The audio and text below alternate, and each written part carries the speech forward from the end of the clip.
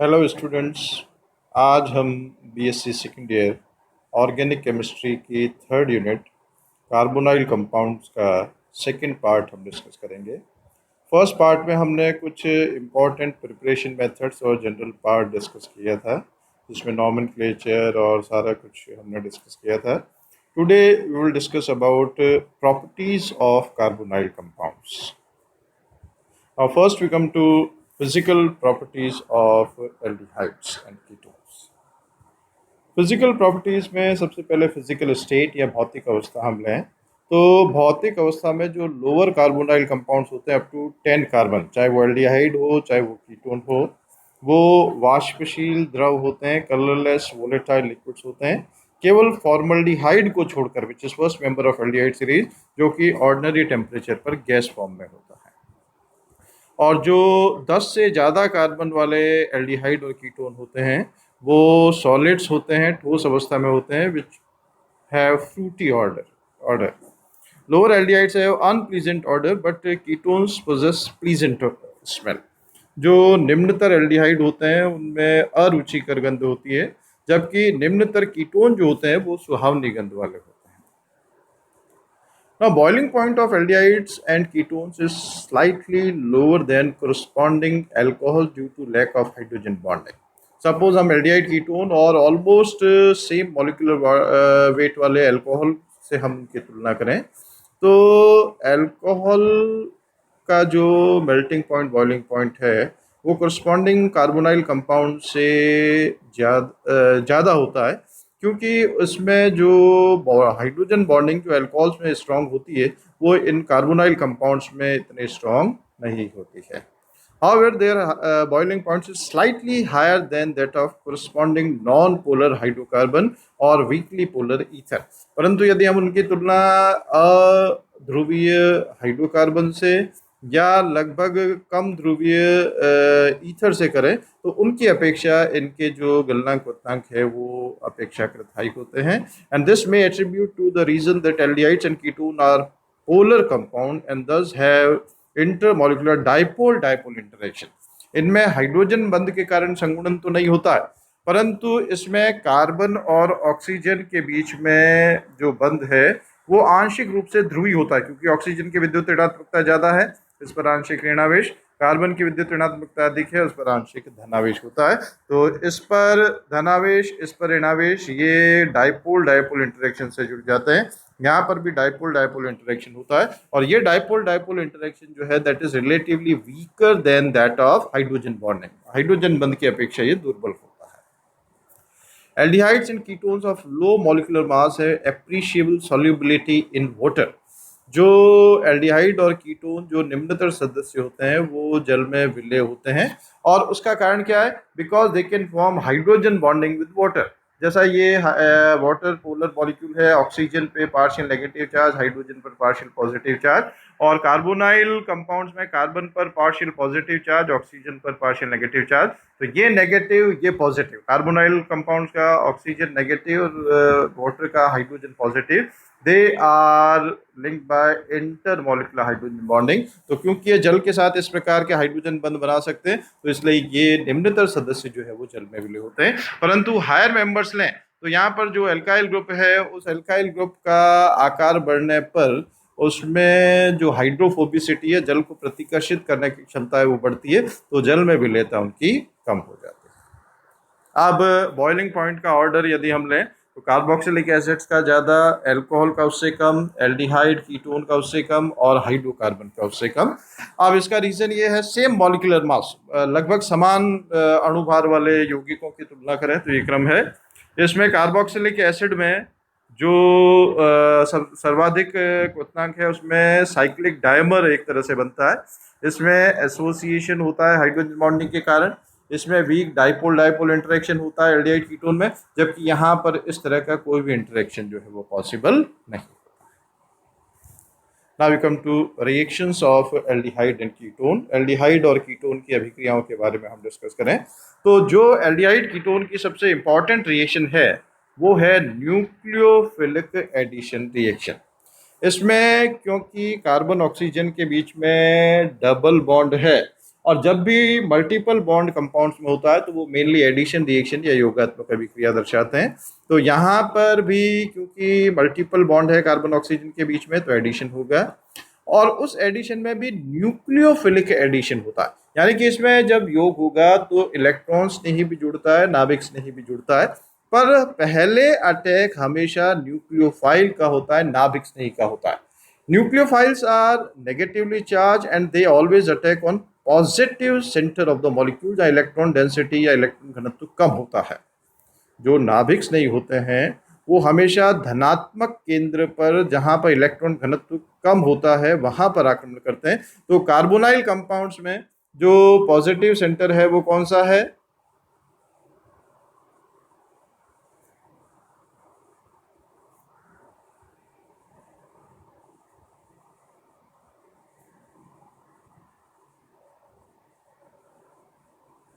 ये partial positive charge, ये partial negative charge.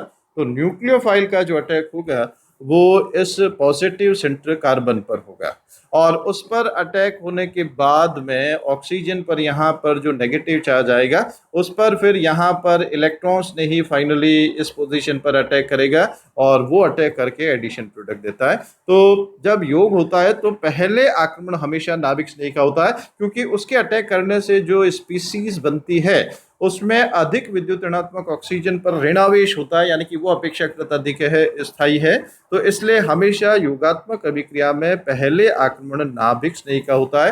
अर्थात हमें ये ध्यान रखना है आगे भी कि एल्डिहाइड और कीटोन जो है वो मुख्य रूप से योगात्मक अभिक्रिया दर्शाते हैं, और योगात्मक में भी किस तरह की? नाभिक स्नेही योगात्मक, nucleophilic addition. This is usually the addition of a nucleophile and a proton across the carbon-oxygen double bond.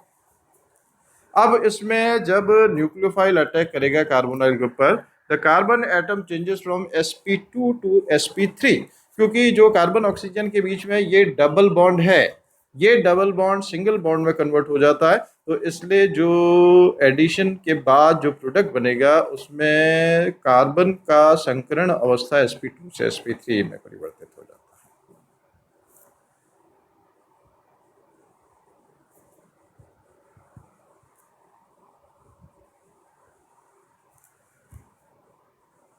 अब इसमें कुछ पॉइंट दे रखे हैं। कार्बोनाइल ग्रुप से susceptible to nucleophilic attack because carbonyl carbon bears a partial positive charge, क्योंकि carbonyl समूह का जो कार्बन है उसमें आंशिक धनावेश होता है, तो उस पर न्यूक्लियोफाइल या नाभिक स्नेही जो है आक्रमण कर सकता है। And nucleophile usage it's loan pair of electron, nucleophile जो है वो लोन पेयर ऑफ इलेक्ट्रॉन जो है वो रखता है to form a bond with carbonyl carbon. तो क्योंकि न्यूक्लियोफाइल के पास लोन पेयर ऑफ इलेक्ट्रॉन है या ऋणावेश है, तो वो कार्बोनिल समूह के कार्बन के साथ बंध बना लेता है। और ये इसमें दे रखा है, ये न्यूक्लियोफाइल है, ये पॉजिटिव सेंटर कार्बन पर अटैक करके इस तरह की स्पीसी दे रहा है, और यहाँ पर ये जो स्पीसी बन रही है इसमें ऑक्सीजन पर नेगेटिव चार्ज है, and when ever negative charge is present on more electronegative atom तो वो स्टेबल होता है। तो इसलिए पहले अटैक न्यूक्लियोफाइल का होता है, और फिर जो ये एनायन जनरेट हो रहा है उस पर कोई भी इलेक्ट्रोफाइल जो कि H प्लस भी हो सकता है या कोई दूसरा इलेक्ट्रोफाइल भी हो सकता है, वो इस ऑक्सीजन के साथ जुड़ करके फाइनली इस तरह का न्यूक्लियोफिलिक एडिशन प्रोडक्ट देता है। और उसमें जो कार्बन की संकरण अवस्था sp2 से sp3 हो रही है, यानी कि उसका जो शेप है वो ट्राइगोनल प्लेनर से टेट्राहेड्रल में कन्वर्ट हो जाता है, क्योंकि कार्बन की संकरण अवस्था sp2 से sp3 में अब इसमें एल्डिहाइड और कीटोन का हम रिलेटिव स्टडी करें टुवर्ड्स न्यूक्लियोफिलिक एडिशन रिएक्शन, तो उसमें aldehydes are more reactive than ketone. Aldehyde की क्रियाशीलता जो है वो कीटोन से ज़्यादा होती है, और उसको हम प्रेरक प्रभाव या इंडक्टिव इफेक्ट के द्वारा भी समझा सकते हैं, और उसको हम स्टेरिक इफेक्ट या त्रिविन्यासी बाधा के द्वारा समझा सकते हैं। तो पहला पॉइंट हम लेते हैं इंडक्टिव इफेक्ट के द्वारा किस तरह से समझाया जा सकता है। The carbonyl carbon in ketones is less electron deficient because 2 alkyl groups releases electron whereas only 1 present in aldehyde। अब देखिए इसमें क्या है, कार्बोनाइल समूह है C डबल बॉन्ड हो, उसमें कार्बन पर धनावेश है यानी कि इलेक्ट्रॉन क्षुद्र है। अब यहाँ पर जो एल्डिहाइड में एल्काइल ग्रुप है, ये एल्काइल ग्रुप अपने प्लस आई प्रभाव के कारण इलेक्ट्रॉन प्रतिकर्षी होता है, तो प्लस आई प्रभाव के कारण इस कार्बन पर धनावेश के मान को कम कर देता है। तो जब कार्बन पर धनावेश का मान कम हो जाएगा तो इस पर जो नाभिक स्नेही का आक्रमण है वो रिलेटिवली डिफिकल्ट हो जाएगा। तो फॉर्मल्डिहाइड के कंपैरेटिवली ये RCHO जो दूसरा एल्डिहाइड है वो रिलेटिवली कम रिएक्टिव होगा। अब हम कीटोन की बात करें तो यहाँ पर कार्बोनिल समूह से दो एल्किल समूह जुड़े हैं। दोनों एल्किल समूह प्लस आई प्रभाव दर्शा रहे हैं, दोनों इलेक्ट्रॉन प्रतिकर्षित कर रहे हैं। यहाँ पर कार्बन पर धनावेश के मान को इन दोनों एल्किल समूह ने अपने प्रेरक प्रभाव के कारण और भी कम कर दिया।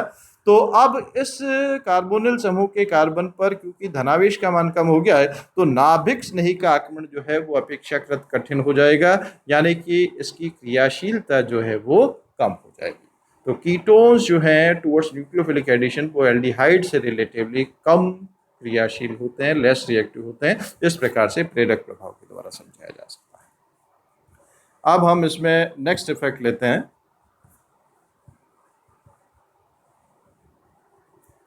स्टेरिक इफेक्ट, त्रिविन्यासी बाधा। अब इसमें कीटोन्स में ये कार्बोनिल समूह के साथ दो एल्किल समूह जुड़े हैं और दोनों एल्किल समूह जो है रिलेटिवली हाइड्रोजन से अपेक्षाकृत बड़े हैं। तो ये जो कार्बोनिल समूह का कार्बन है, no sufficient space will be available for nucleophile to attack. इसमें नाभिक स्नेही के आक्रमण के लिए स्थान जो है अपेक्षाकृत कम उपलब्ध हो पाएगा त्रिविन्यासी बाधा के कारण। तो इस त्रिविन्यासी बाधा के कारण भी कीटोन जो है वो एल्डिहाइड से अपेक्षाकृत कम क्रियाशील। अब इसमें रिएक्टिविटी ऑर्डर जैसा दे रखा है, ये फॉर्मल्डिहाइड, फिर एल्डिहाइड अदर देन फॉर्मल्डिहाइड, फिर ये कीटोन है, फिर ये एरोमेटिक एल्डिहाइड है जिसमें एक एराइल और एक H यहाँ पर जुड़ा हुआ है, one aryl group and one hydrogen. फिर ये वाला केस लें तो इसमें एक एराइल और एक एल्काइल ग्रुप जुड़ा हुआ है, और ये वाला लें तो इसमें दोनों एराइल ग्रुप जुड़े हुए हैं।